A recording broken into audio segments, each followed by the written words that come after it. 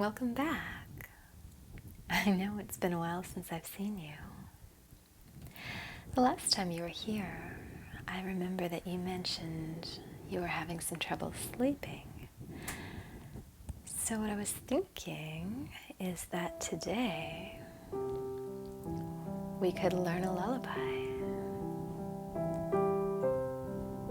You probably recognize this one, don't you? It's the famous Brahms lullaby. It's really just 3 chords over this beautiful melody. So today, why don't we plan to learn the whole song, left hand and right hand. And tonight, you can put yourself to sleep. Does that sound good? Good. Then let's begin. This lullaby, the way we're going to play it, is in the key of C major. As you might remember, that means we're using all white keys. The 3 chords we're going to be using are C major, F major, and G major. And what makes this song easy to play is something called chord inversions. So I'm going to talk you through where they come from and show you how they can make things very easy for you. Let's begin with a basic shape of a C chord. We have every other note, C, E, and G. So this is one of the most basic shapes of a chord that you could play. You can play it in your left hand. You can play it in your right hand. You could play it with both hands. And the letters are always going to be the same in a C chord. C and E and G. Now here's where things start to get interesting. You could play a C here, and maybe an E here, and maybe a G down here. And those 3 notes would still create a C major chord. You can think of the chord as having a name, and its name is always going to be spelled with those 3 letters, C, E, and G. So no matter what order you play them in, no matter where you play them on the keyboard, the chord will always be the same name. When we play the Brahms lullaby, your left hand is going to use C and F and G. But you're not going to be using all of the chords in this particular shape. The C will be in that shape, but when we use the F chord, we're going to be using a different shape for the chord. Now let's see where that comes from and how that works. Let's look at the 3 notes that I'm playing right now. If we start in the middle and name the notes, we have F and A and C. If we were to put those 3 notes into a different shape, let's take the bottom note, C, and move it up an octave so we have this C instead. Do you see how we get that same 3-letter chord as we were looking at before? F, A, C.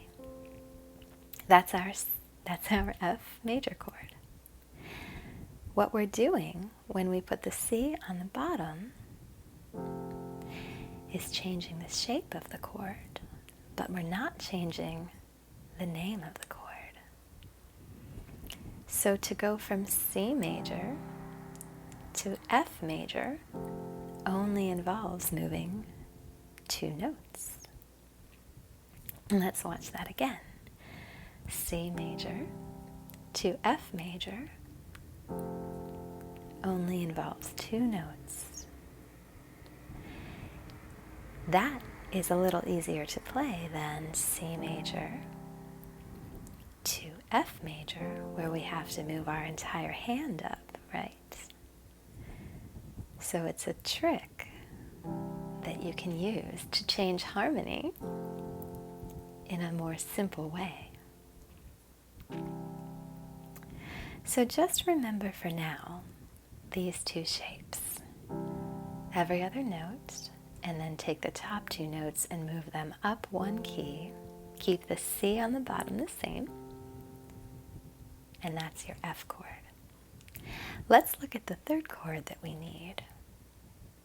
The 3rd chord is going to be a G major chord, but this one is going to be spelled slightly differently.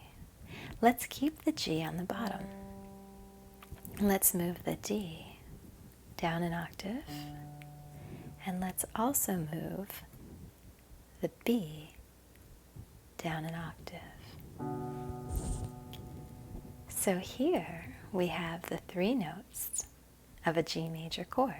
We have G and B and D. Let's look at that again. Here is G major in regular root position. And then here is G major inverted, meaning flipped over. We flipped the B down an octave, and we flipped the D down an octave. So the chord is spelled the same, but it looks different. And the reason that we do this again is to make it easy, right? We like easy. So let's take a look at the chord progression. C to G is the same movement, well, similar in movement to what we did going from C to F. Watch what happens here. In the C to F chord progression, the top 2 notes of the chord moved up 1 key each. And in the C to G chord progression, the bottom 2 notes moved down 1 key. So as long as you remember that your C chord is always going to be played in this every other key shape, you can remember the other ones by just moving either the top 2 up or the bottom 2 down. There is a common note between each pair of chords, and that makes this all possible. Let's take a look at your right hand for a minute. So give your left hand a rest, and we're going to switch to our right hand. What is so interesting about what Brahms does in this lullaby is he creates a melody in the right hand that complements the chords in the left hand by using many of the same notes that are in the chords. Watch what happens at the beginning. I'm going to play it for you and see if you can pick up on anything that's going on here. If you can't, that's fine. I'll explain it to you. Let's just play the first phrase.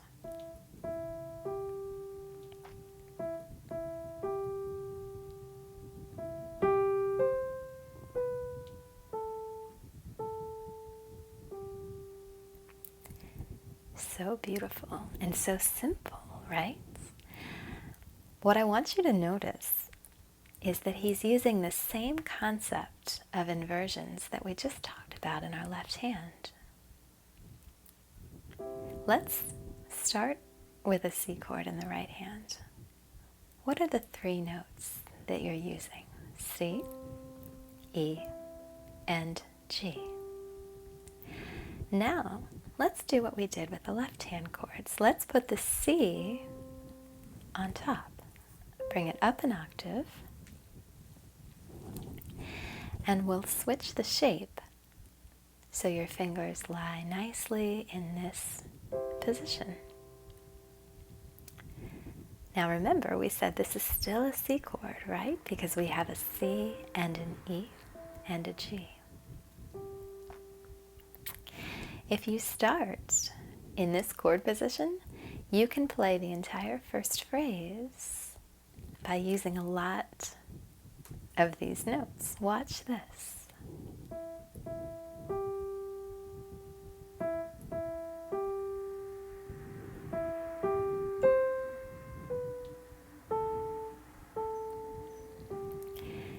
It's amazing when you look at it that way, right?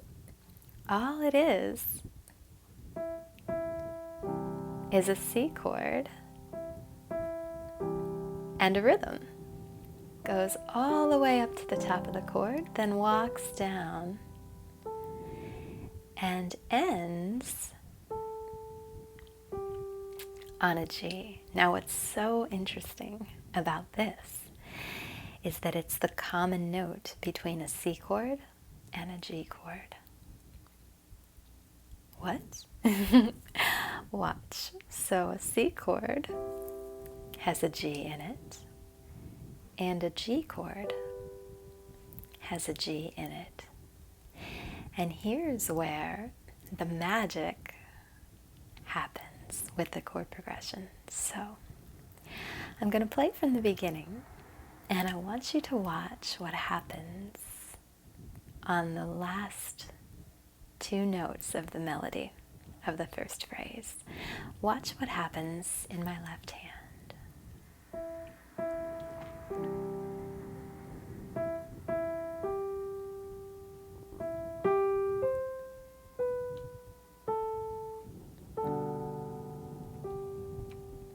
My left hand moves to a G chord, just as my right hand is landing on the G note. So once again, Brahms is bringing in a chord tone when he changes the chord. Now, let's take a look at that phrase, and let's make the left hand a little bit fancier. When I played the song for you at the beginning, I did a certain pattern with my chords that gave it that really beautiful, flowing sound.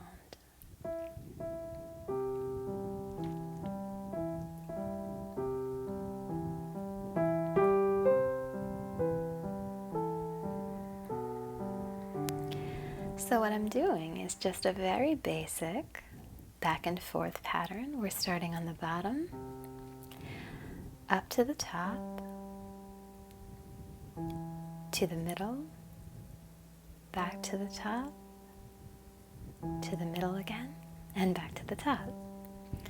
If you were to count that out, 1, 2, 3, 4, 5, 6, 1, 2, 3, 4, 5, 6. It's a similar 6 count as we had in Hallelujah, but this time we're not using as wide of a stretch of notes. We're using 3 notes, but we're playing a different pattern with them. Let's try that. 1, 2, 3, 4, 5, 6. 1, 2, 3, 4, 5, 6. And what I want you to practice at home is the coordination between your hands. So you're going to start that phrase in your right hand with 2 notes, and on the 3rd note of the phrase, your left hand is going to come in.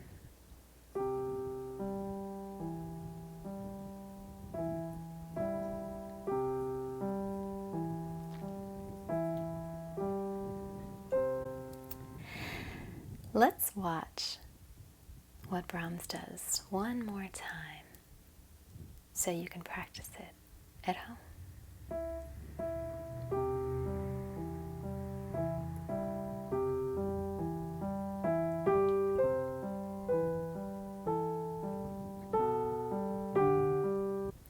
So again, it's going to take a little bit of time for your hands to work together in the way that you want them to.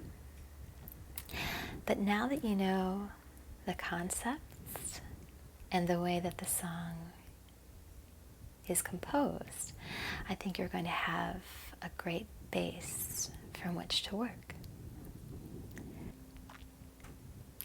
I hope you've enjoyed this lesson today, and I look forward to any questions that you have, and give this some time, and we'll meet again.